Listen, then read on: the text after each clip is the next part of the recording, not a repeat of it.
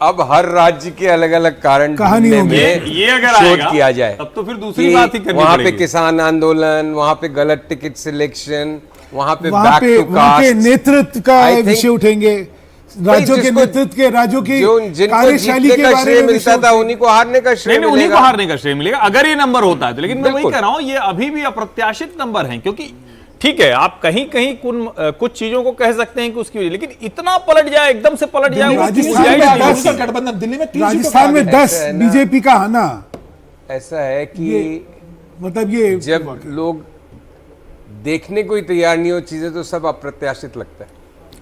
4 महीने पहले के या 5 महीने पहले चुनाव नहीं, जो नहीं, हुए लेकिन संजीव जी 272 के आंकड़े पर तो चूंकि हम लोग की तो बात हो रही थी ना, तो आप भी ये कह रहे थे कि वहां मैं तक भी- तो मेरा भी- उसमें तो कोई मेरा दिक्कत भी नहीं थी। हमेशा से ये मानना था कि सरकार बनेगी बनेगी, बीजेपी की। हाँ, अभी बिल्कुल। भी मुझको इस सब के बावजूद लगता है, लेकिन अगर 250 के नीचे बीजेपी जाती है नहीं तब तो फिर मुश्किल है, तब तो तो फिर प्राइम मिनिस्टर बनना दोबारा मुश्किल है। सरकार तो शायद फिर भी बीजेपी की नहीं, बन जाए। पीएम तो मोदी ही बनेगा, तो बीजेपी की सरकार बनेगी तो अगर मोदी के अलावा तो 250 के कोई नीचे जाता है तो फिर नए समीकरण उत्पन्न होते हैं, नए कैलकुलेशन। मुझे लगता है ये कयासे भी लगाना बेकार है। बीजेपी नहीं, डिसाइड अभी करेगी। अभी जो है ये कयासे जो है ना कि क्या हो सकता है, छोड़ना चाहिए। हालांकि सही हम बात। लोग जो है जब रिजल्ट आ ही रहे हैं, लेकिन नाउ कितने सर, बार एक चीज बड़ी क्लियर है, हर राज्य का बिल्कुल अलग मिजाज इसमें बिल्कुल दिखाई अलग दे रहा है। मिजाज है, हर- देखिए, गुजरात सारथी- नहीं हिल रहा, हरियाणा पूरी तरीके से टूट नहीं, गया लेकिन बीजेपी महाराष्ट्र से। का तो वैसे ही ट्रेंड नहीं। महाराष्ट्र में लग रहा था कि महाराष्ट्र उद्धव में ठाकरे महाराष्ट्र करेंगे, नहीं सर, कांग्रेस महाराष्ट्र में गठबंधन। कहानी बिल्कुल उल्टी हो गई है। तो इस महाराष्ट्र बात पूरी का तरीके भी से जाता हुआ दिखाई सौरभ दे रहा बहुत है। मजाक उड़ाया गया था महाराष्ट्र संसद आप में। इंडिया गठबंधन की तरफ जाता हुआ नहीं, दिखाई आप दे जो रहा है। बात कह रहे पूरी हैं तरीके से।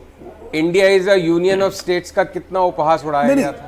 ये देखिए संजीव बाबू आपको It एक is चीज a ध्यान union होगा, of states. संजीव जी आपको ध्यान होगा, राजनीति पहले क्या थी? पहले centre was an aggregation of state politics. हमेशा क्या होता था कि लोग जो है लोकसभा में भी अपनी विधानसभाओं के हिसाब से वोट करते थे। इसलिए जिस पार्टी की जिस राज्य के अंदर जो स्थिति होती थी वही लोकसभा में दिखती थी। ये ट्रेंड 14 और 19 में टूटा। लोगों ने देश के लिए वोट करा, लोगों ने अपने राज्यों के हिसाब से नहीं वोट करा। लेकिन ये जो अब आ रहा है इसको देख के फिर वही लग रहा है। देखिए राजस्थान कि we का have बता gone देते back. हैं, राजस्थान में फिर रुझान बदला है। 13 सीट यहां पर बीजेपी आगे चल रही है और 11 सीटों पर कांग्रेस आगे चल रही है, गठबंधन आगे चल रहा है। राजस्थान में जो उम्मीद कांग्रेस लगा रही थी, कांग्रेस की तरफ से शुरुआत से कहा जा रहा था कि हम 10 से 11 सीटें राजस्थान में जीत सकते हैं, और अभी रुझानों में यही देखने को मिल रहा है कि कांग्रेस 11 सीटों पर राजस्थान में आगे चल रही है, जबकि 13 सीटों पर बीजेपी आगे चल रही है। तो ये जो उलटफेर है अब राज्य दर राज्य देखने को मिल रहा है।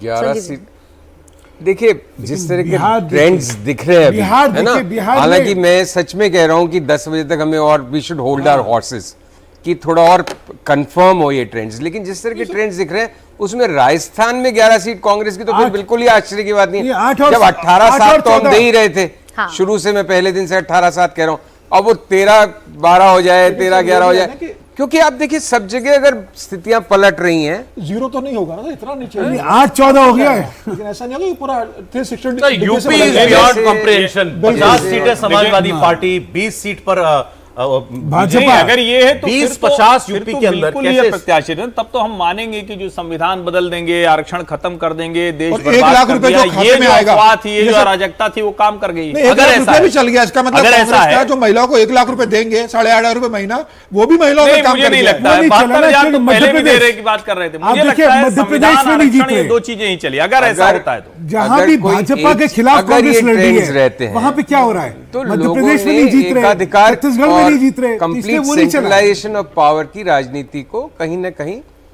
कम स्वीकार कर रही है। मैं तो उसका बड़ा मैसेज लेता हूं। बाकी ये सारी तो माइक्रो थिंकिंग है कि ये आरक्षण, वहां जाट, वहां कास्ट।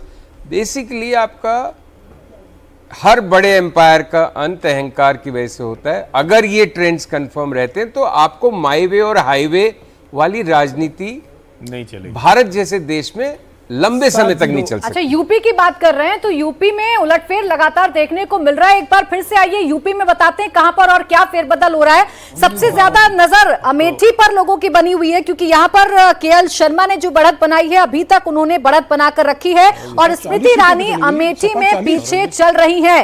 रायबरेली में राहुल गांधी शुरुआत से आगे चल रहे हैं और अभी भी वो आगे चलते हुए नजर आ रहे हैं। लखनऊ में आपको बीजेपी जरूर नजर आएगी, इधर सिर्फ कानपुर में आपको भगवा रंग नजर आ रहा है। समाजवादी पार्टी रुझानों में उत्तर प्रदेश में भारतीय जनता पार्टी से, एनडीए से आगे निकलती हुई नजर आ रही है। पूर्वांचल अवध की ये बेल्ट देखेंगे, यहां पर भी आपको हरा रंग ज्यादा नजर आएगा, और इधर अगर आप वेस्टर्न यूपी की तरफ आएंगे तो कुछ ऐसा ही आपको नजर आएगा। समीर जी कहाँ आया? समीर जी कह रहे हैं मुझे लगता है ईवीएम में गड़बड़ है। में सच में गड़बड़ है। ईवीएम में गड़बड़ है। कम से कम ये इश्यू तो मैं सेटल हो कांग्रेस गया। का समर्थन करता हूं कि ईवीएम में गड़बड़ है। जांच होना चाहिए फिर से। ये ठीक है कि अब भाजपा वाले कहेंगे ईवीएम में गड़बड़ है।